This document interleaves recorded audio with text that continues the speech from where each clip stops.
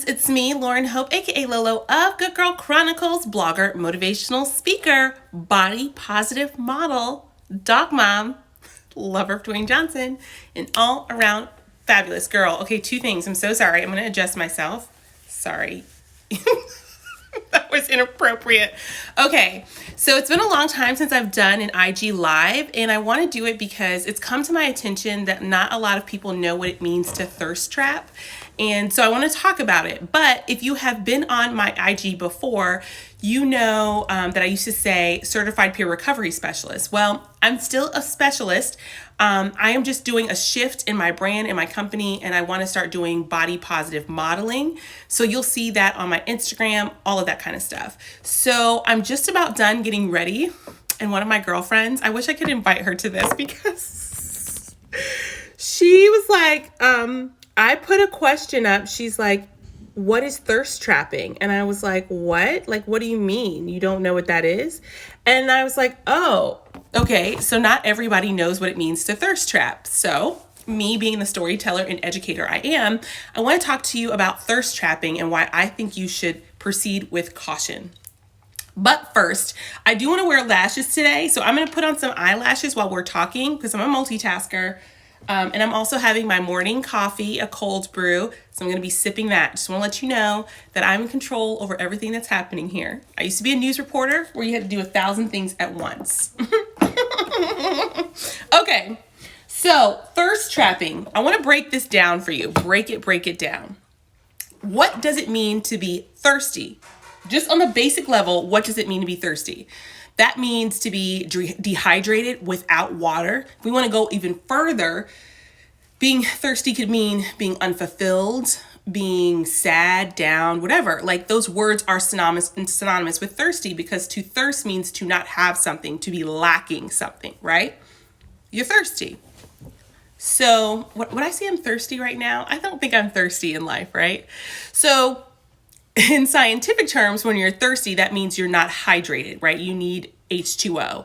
But in urban culture, when you are thirsty, when you're thirsty in urban culture, that means that you are seeking from someone else something you should get in yourself. Does that make sense? All right, so let's talk about it as it relates to men.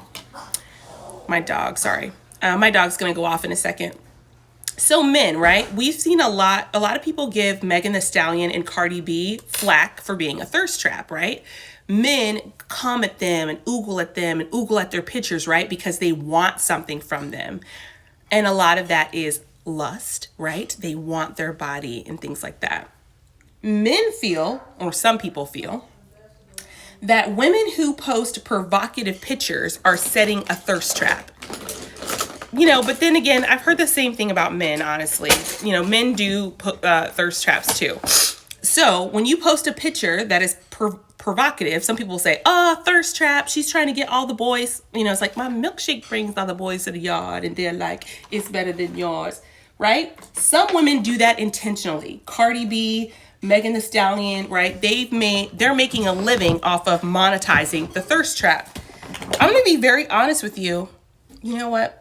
I was looking for my eyelash glue and I can't find it. It's distracting me. So we're just going to put that down and I'm just going to focus on you. I'm going to be very honest with you. I do not intentionally thirst trap. I mean that from the bottom of my heart. I really am a goody two shoes that is just now like kind of accepting her womanliness and her sensuality, and I'm becoming comfortable in that. So like if there is a certain dress or something that I want to wear, I should be able to wear it and not being scared if like a man's going to brand me as a thirst trap. Not everyone agrees with that. I can't help how I was built. If you're just joining, we're talking about thirst traps. A friend of mine just made me aware that she didn't know what a thirst trap is. She's a white woman. I assumed that everyone knew what a thirst trap is. That assumption was wrong. So some people use thirst traps, right? On purpose. Cardi B, Megan Thee Stallion, most pop stars use thirst traps on purpose to get men to buy their merchandise, to buy them things, blah, blah, blah. And we kind of give those women a hard time. But why? It's not my fault that the thirst trap brought you in. Whose fault is it really? Okay? Now, This guy said, you know what? Thank you for that. Thank you. He said, there are worse things you can be as a thirst trap, because as I'm coming into my womanliness, I am 36. I'm finally starting to love my body as a plus size woman. I dress appropriately. I don't ever think that I'm X-rated. But lately people are like, ew, you're a thirst trap. That's wrong. And I'm like, I'm like, what do you mean? So that sent me down this rabbit hole of researching thirst traps. And don't get me wrong, men thirst trap too. You don't want to know what the ultimate men thirst trap is? A man in gray sweatpants. Let's be real, brothers. You know when you wear the gray sweatpants what you're really doing, okay? You know. Men thirst trap just like women do. Men do that with white stacks of... You know what? Not gonna lie. Yes, men thirst trap differently. If you got money, like luxury, those are things that women want. So of course, yeah, I'm gonna be looking at your page like, right? So both men and women thirst trap. I don't intentionally thirst trap. I am a curvy, sensual, I believe, sexy, full-figured woman that should be able to wear what she wants to wear. I'm not monetizing on those thirst traps. I don't make money from my Instagram. I want you to know that. I don't have enough followers on my YouTube channel to monetize. I have 542 subscribers on YouTube. You have to have a minimum of 1,000 people to monetize. So listen, friends, y'all might see me all over social media, but a sister ain't making no money. Okay? That's why I'm always like, go to my vlog, and they don't go. So apparently my thirst trap is not strong enough. Here's what I think though. I'm a very spiritual person. I've recently discovered that I am part Cherokee. So I'm Christian and part Cherokee, and those two things have an interesting intermingling. So I believe that God is in everything. I believe that God is in everything. So I want to be a wife and a partner.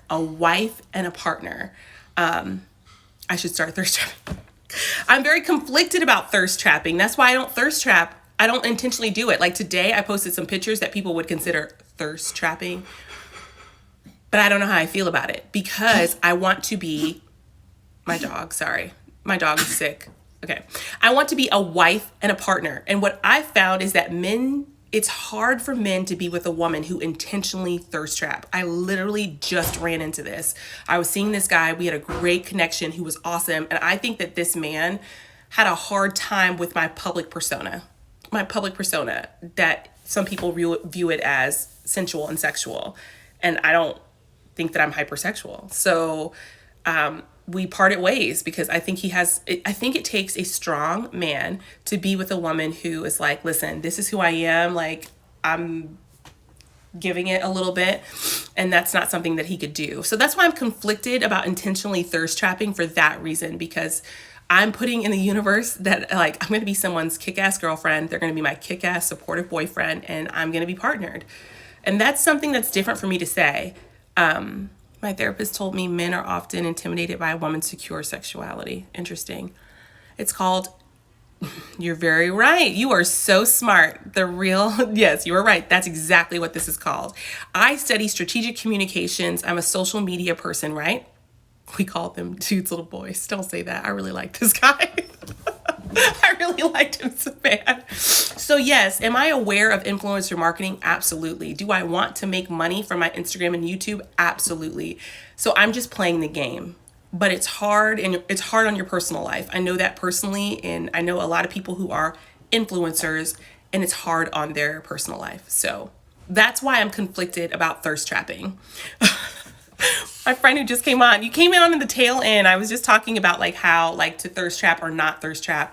I just am getting out of a situation where I feel that this person was not super secure with me being like comfortable in my skin and taking pictures. But it's weird because it's like, that's the thing that brought him into my universe. He was like liking all my pictures and I was like, oh, hi. This is what I understand. If you're going to follow the thirst trap, be ready. Just be ready. Don't go into the thirst trap if you're not ready, because I have a lot of strong feminine energy, and I think he needs, how do I say this? I need to stop talking about my love life because people feel some type of way about it. I talk about my love life a lot on my vlog, and recently my roommate was like, Lauren, what you just said there was kind of savage. And I was like, it was? I was like, I was hurt. This is coming from a place of hurt. Oh boy. My friend says, I'm here for the thirst trap. Well, any man who has come to me, right, because they thought I was thirsty or I was setting a thirst trap, it's not worked. Our relationship has not worked because they've expected me to be the woman they see on Instagram. And I wish I was lying. This guy that I dated last year, I call him the gentleman caller. We had such a magnetic, amazing connection. And when life got hard, he wanted me to just be the girl on Instagram, right? I live with depression, anxiety, PTSD, and complex trauma. I know those are hard things. I've been in trauma therapy for 3 years. 9 times out of 10, I'm killing it at life and I'm managing all of those obstacles. Whoever's with me has to know that and has to understand it, that I'm going to have really hard days. And he just didn't. And so when my mental health suffered, he was like, deuces. Anyways, so she said, but you shouldn't be on everyone else. If they have a problem, then that's their issue. If you're doing what you want. Correct. And that's what I'm getting to now. I understand that any man or person that comes into my universe and can't accept that this is how I want to live my life, I just have to be okay with that. It's hard because the guy last year, like I was falling in love with this guy. Like this was the first guy that I saw myself being in a relationship with. We had future plans. And when my mental health suffered, he was big into shaming me. He tore me down. If you guys watch that vlog, it says something to the effect of like, my ex went for blood. Like literally, he took everything that I told him about my mental health story and used it to tear me down. It was like one of the hardest breakups I've ever gone through. And so that was a learning lesson that I have to be careful about who I share my shame story with, Brene Brown. And I need to have time and take time and seasons with people. This glass guy that I was seeing, we were seeing each other for like 2 or 3 weeks. So I slowly started to unveil some stuff. And it was too much for him. And I just have to make peace with him that that's just not where he is in life. And honestly, I'm like it is a red flag. You're very right. It's a big red flag. And I need to listen to that. And I won't lie that my heart is not completely turned off to it because we have similar trauma. That's a hard thing too. He is an attempt survivor and understands mental health in a way that a lot of other men don't. Case in point, we were talking and I said, I feel like time has gone by so fast. Like I feel like I've lost time. Bae friend, I'll see you soon. I might come to Lynchburg soon, this weekend, I don't know. I said, I feel like I've lost so much time when I go on my depressive episodes. He was like, no, that's not what it is. He's like, that's just the depression. I'm in cognitive behavioral therapy. Bye, counseling. Oh, thank you so much, girlfriend. I love the content you put out. He said, I'm in cognitive behavioral therapy. And that's what they taught us, right? That your sense of time is off, right? And I was like, okay, cool. Not a lot of men talk to me that way because a lot of men are afraid to go into therapy. So he showed me that he's doing emotional work. My dog, sorry. Boo is sick. Come here. Come here, friend. Let's hold Boo. This is my emotional support animal, Boo. Hey, friend. That's Boo. Boo has a doggy cough, so we're just cuddling him. So even though this man, right, showed me some red flags and he's insecure, I am not totally closed off to that because he was brave enough to tell me that he has trauma and trust issues, right? And I can see that he's doing the work. So yeah, this is my dog, Boo. He's a Chihuahua and he has kennel cough, which is a dog cold. So he's on medication and, my roommate and I are just loving on him. My poor Boo. Oh, he's okay. I'm like hand feeding this dog and everything. Trust me, girl, he is fine. He is the most loved dog in 757.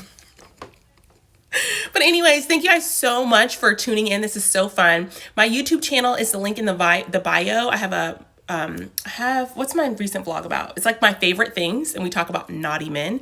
I would love for you to go over there and click subscribe. Thank you, Boo. Go click subscribe. We're at 542 subscribers. We're trying to get to 600 before summer. I would freaking love that. I do shower this dog. I had a man say, he was like, listen, you're like really too close with your dog. I'm like, it's my freaking dog and I have no children. Let me live. Anyways, as we say here at Good Girl Chronicles, I love you. I love God more. Mwah. I'll see you soon. Bye.